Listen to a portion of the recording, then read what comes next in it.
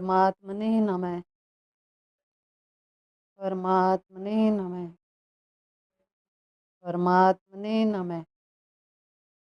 बोला सतगुरुदेव भगवान की। तो जब कोई जीव, कोई मनुष्य अब इसे जानने के लिए चलता है तो शुरू शुरू में वो नाम जप से ही शुरू होता है। किसी भी संत महात्मा के यहाँ कहीं जाओगे आप, सबसे पहले आपको ये नाम जप दे दिया जाता है कि ये जपते रहो। यानी कि अपना आपा जानना इतना कठिन हो गया कि अब वो जप करना पड़ रहा है कि खुद को कैसे जानूं। अब उसको यही नहीं समझ में आता कि जिसका जप कर रहा हूं वो कौन है, जिसके लिए जप कर रहा हूं वो कौन है, खुद कौन है मनुष्य है जो जप कर रहा है। जिस जप करेगा, भक्ति करेगा, तपस्या करेगा, सब कुछ करेगा, सब कुछ करेगा, जो इसने करना है सब करेगा। लेकिन जो कर रहा है, जो सब कुछ कर रहा है, जप, भक्ति, गुरु सेवा, सब कुछ कर रहा है ना, मनुष्य सब कुछ कर रहा है ना। आश्रमों में देखो ना आप, कितनी भीड़ है, तो सब कुछ कर रहे हैं ना। तो वो कर रहे हैं तो अपने से बाहर वो जो गुरु है, मतलब अपने से बाहर वहां कर रहे हैं, है ना। और गुरु गुरु ज्ञान देता है, इसलिए वो कर रहा है वहां पर। लेकिन क्या वो ज्ञान समझ में आ रहा है जो दिया जा रहा है? देखो, जो ज्ञान है, जो ज्ञान दिया जा रहा है, उस ज्ञान से भी पिंड छुड़ाना पड़ेगा आपको। ये जो ज्ञान दिया जा रहा है ना, इस ज्ञान से भी पीछा छुड़ाना पड़ेगा आपको, क्योंकि आप तो ज्ञान और अज्ञान दोनों से बाहर हो। ज्ञानातीत हो आप लोग। ज्ञान से तो आपका परिचय कराया जा रहा है कि आप कौन हो, यही तो बताया जा रहा है कि आप कौन हो। अब इसी कोई कोई यात्री कोई नाव में सवार है, तो वो समुद्र में से नाव को पार करके जब किनारे पहुंच गया तो नाव को छोड़ देना चाहिए, पार उतर गया। अब तो वो अब नाव को सिर पर लिए लिए घूमेगा कि मुझे ज्ञान है। अब नाव थोड़ी सिर पे धरी रहेगी भाई। तो जब ज्ञान मिला, जब ज्ञान हुआ, तो फिर नाव को भी एक साइड में रखना चाहिए, ज्ञान को, फिर वही हो जाना चाहिए जो बताया जा रहा है। देखो, यहाँ आत्मज्ञान ही बताया जाता है, इसके अलावा मैं कथाएं कहानियां कोई नहीं सुनाती, क्योंकि कथा कहानियां तो अपने आप ही है। मनुष्य एक इतनी बड़ी कथा है, वही नहीं सुलटती। अब उसको कहानियां कथाएं सुना सुना के क्या उलझाया जाए? तो सीधी बात करें, हमने जो चाहिए हमें, तो उलझाने का क्या फायदा। तो जो जो मनुष्य है वो असल में तो पहुंचा ही हुआ है, वहीं बैठा है वो वहीं पर बैठा है, और उसे कुछ भी पता नहीं है कि तू कहाँ पर बैठा है। जब पूरी खोज होगी, जब पूरे खोज खोज करते करते करते करते जब वहां पहुंच जाएगा, तब उसे पता चलेगा यहाँ तो पहले ही खड़ा था। अस्तित्व तक पहुंचेगा ना वो, तो ये अस्तित्व तो पहले भी था, तो यहीं तो खड़ा था मनुष्य।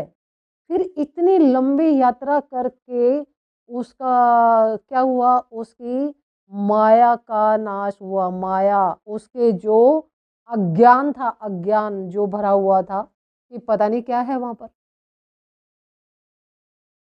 अज्ञान अंधेर विनाश होगा जब वहां पहुंचेगा। जितना अज्ञान मनुष्य के अंदर भरा है, वो सारे अज्ञान का नाश होगा वहां पर जाकर, कि जब वो खुद अपनी आंखों से देख लेगा कि जिसे तू ढूंढ रहा था वो तो तू ही है, तू ही है। तो फिर क्या वो मनुष्य पहुंचेगा वहां पर? मनुष्य देखेगा अपने आप को कि मैं ये हूं और मैं ये बैठा हूं? मनुष्य तो नहीं मिलेगा ना वहां। मनुष्य शरीर तो यहाँ है ना, फिर वहां कौन मिलेगा जहां उसे ये पता चलेगा कि ये मैं हूं? कौन मिलेगा फिर वहां पर? अब मनुष्य शरीर तो यहाँ बैठा है, तो वहां कौन गया देखने के लिए कि ये बैठा मैं और वो रहा शरीर? देखो ये इतना सरल है कि इसको अगर उलझाने की कोशिश की जाए तो पता नहीं कितना उलझ सकता है आदमी। और सबसे बड़ी बात ये है कि वो तो पहुंचा ही हुआ है, वो है खुद वही। वो कहाँ पहुंचेगा? वो तो वही है। जब हमें भी कोई गुरु लोग कहते थे कि मनुष्य तो वही है, तो हम ऐसे देखते थे मनुष्य वही है, हम तो खोटे आदमी हैं, तो हम वही कैसे हो सकते हैं? भगवान तो भगवान की एक परिकर है ना परमात्मा का, तो वो मतलब वो अलग से दिखाई देता है किस तरह के हैं वे भगवान हैं। और ये तो एकदम, ये कैसा है मनुष्य? देखो अब कैसा है, भगवान के बगल में खड़ा करके देखो इसको कैसा लग रहा है ये। तो ये ऐसे और मैं ऐसा, ऐसे कैसे? और मैं यही हूँ।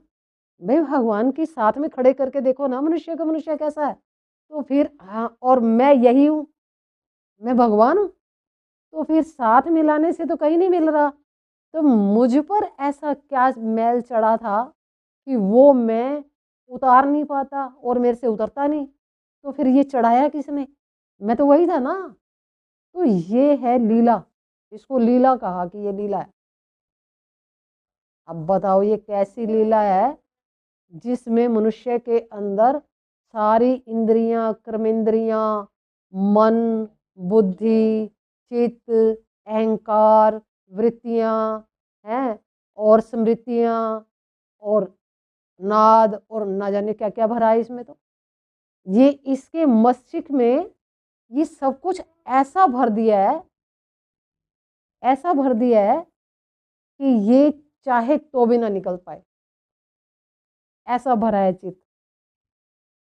तो जो हिम्मत वाला व्यक्ति है, जिसको ये पता है कि तुझे तो स्वयं को प्राप्त करना है, कैसे भी प्राप्त करना होगा मैं करूँगा, और जो मुझे सुधार करना पड़ेगा अपने अंदर करूँगा। लेकिन सुधार भी जब होगा जब वो नेक नीति से चलेगा तब। भाई खोटापन तो भरा ही है ना सबके अंदर, देखो क्या करता है मनुष्य।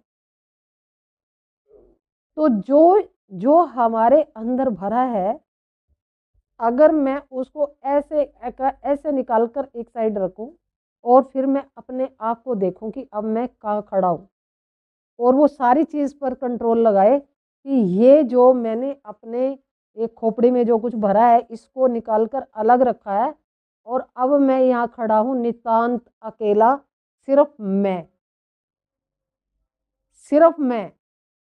तो अब जो सिर्फ मैं है, अगर मनुष्य सिर्फ मैं के ऊपर टिक जाए, यानी कि जो ध्यान कर रहा है आपके अंदर सिर्फ उसी पे टिक जाए, तो माया को बिल्कुल क्लियरली जान लेगा कि कैसे क्या हो रहा है। लेकिन इधर उधर नहीं उलझे। ये जो मैं है यही श्री कृष्ण है, ये चेतना है जो मैं है, जो हमारे शरीर के अंदर मैं है, जो ध्यान करता है ये श्री कृष्ण है, चेतना है। ये जो हमारी चेतना है मैं, यही श्री कृष्ण है। तो ये जो मैं है अगर इसी के ऊपर टिका रहे तो फिर सब कुछ यहीं पर ही उपस्थित होगा, कहीं कुछ जाने की आवश्यकता नहीं पड़ेगी।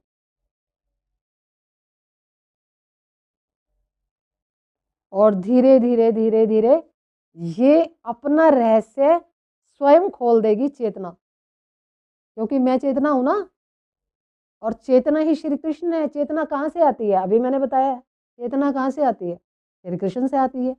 और मेरी चेतना ही श्री कृष्ण है। तो मैं बता रही हूँ ना, चेतना में श्री कृष्ण आते हैं, कितनी बार आते हैं, एक बार नहीं है, बार बार आते हैं।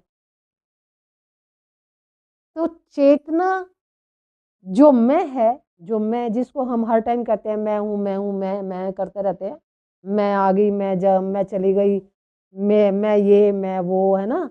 तो यही मैं जो जिसको हम मैं कह रहे हैं, यही चेतना ही श्री कृष्ण है।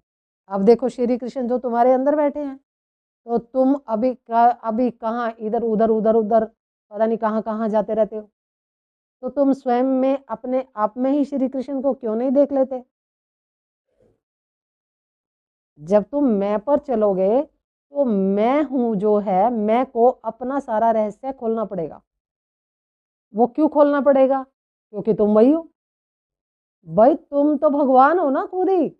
और श्री कृष्ण कौन है? भगवान है ना श्री कृष्ण भी। और तुम कौन हो? तुम भी भगवान हो। तो फिर बीच में पर्दा क्या है?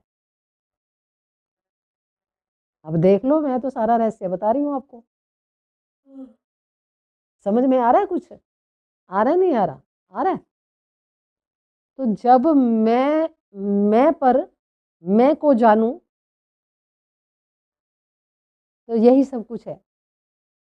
अगर तुम मैं को जानने चले तो फिर ये जितना चित है, ये इतना बड़ा चित है, जो ये मन बुद्धि चित अहंकार वृत्तियां कर्मेंद्रियां इंद्रियां ये सब हैं, स्मृतियां, ये सब जितना भी है ये, इसमें ये इस चित का जब मैंने दर्शन किया था तो ये एक कोई छोटी मोटी चीज नहीं है कि ऐसे ही है, ऐसे कुछ नहीं है। सब कुछ बिल्कुल क्लियर कि ये है, ये है, ये वाली चीज ये है, और ये इस तरह से वर्क हो रहा है, ऐसा जाना था हमने। जितनी प्लेट्स हैं इसमें ऊपर, तो वो सारी चीजें सब दृष्टिगोचर होती हैं। अगर आप पर कृपा है तो वो सारी चीज का दर्शन होता है क्लियर। तो वो जो इतना हैवी हिसाब किताब है जो सब, वो सारा का सारा अगर आप मैं पर ही टिके रहते हो तो वो सारी चीज आपको बिल्कुल क्लियर हो जाएगी।